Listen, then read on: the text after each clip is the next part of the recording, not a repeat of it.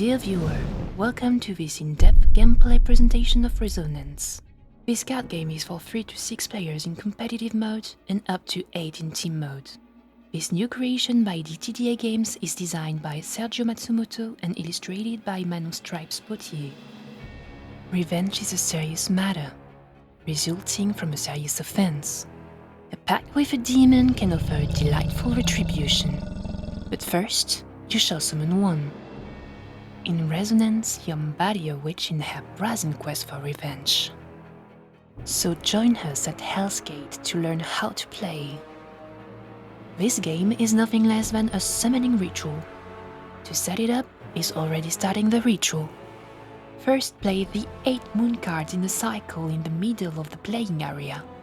Notice each one has a number giving you the order to place them and to also play them. Find the ritual object cards. You will recognize by the purple bags, and separate them by type to make 3 face-up piles: herbs, minerals, and potions. Take the incantation and artifact cards, and make 2 shuffle piles face up. Notice the number on each artifact card, which will help solve this later on the game. Finally, shuffle the transient object cards with the golden back and make a face-down pile. In this video, we'll assume we have 3 players. Each one of them receive a demon card. They all have on their bag 3 summoning combinations, that we will explain later. Then deal 2 witch cards and their spells to each player. They will choose one and discard the second. Finally, the players will all draw 1 herb, 1 mineral, 1 potion, and 1 incantation to compose their hand. And that's a setup. In Resonance, you'll compete against other witches to be the first to summon your demon. Through a set of actions, each round a moon phase shall be locked with a ritual object. This should match your demon's combinations in order to pass the 3 summoning levels. And now, let's see how to play. Over the course of the game, we'll be beating ritual objects in order to lock the 8 moons of the game. There is 3 types of ritual objects: herb, mineral, and potion.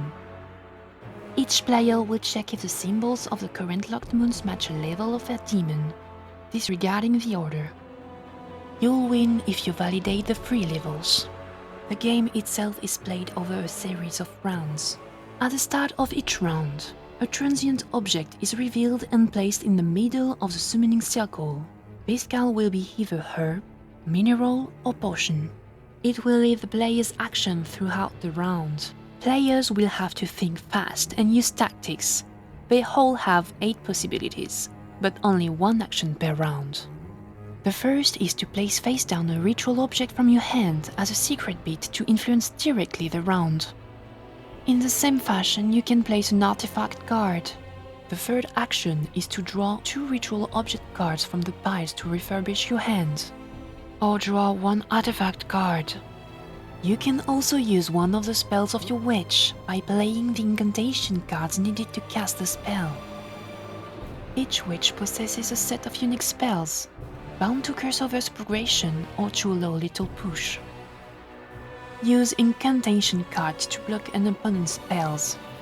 Next action is to trade cards from your hand to change your demon, or to remove a seal from your spells card. Once everyone at the table did their 1 action, we can proceed with the resolution by first revealing all the cards on the table, starting by the spell's resolution and applying the spells cast during the action phase. As spells are all different, we invite you to refer to the card or to the rules booklet for more information. Then, if an artifact card was relieved, the player who placed it can remove all of the cards from one type of the ritual objects. Finally, the remaining ritual objects are counted. The type that has a greater number of cards will lock the moon from this round. In the event of a tie, mineral cards prevail over herb cards, and potion cards prevail over mineral cards. One of the cards will be placed on the corresponding moon card. Before the end of the round, players must check their demon card for a match. For each level reached, the player receives an incantation card. Each demon level is unique and needs to be activated in order to 1 to 3, in different rounds. The first witch who reaches the third level of summoning wins the game. But this is not the only way to win. If all the witches got a seal but one, the witch who doesn't have a seal wins the game without having to summon her demon. If you want to try the team mode, there is a slight change of rules that we will leave up to you to discover on your own. Resonance is all about manipulation and small tactics. As you are allowed only 1 action per round, you have to think twice and fast before playing.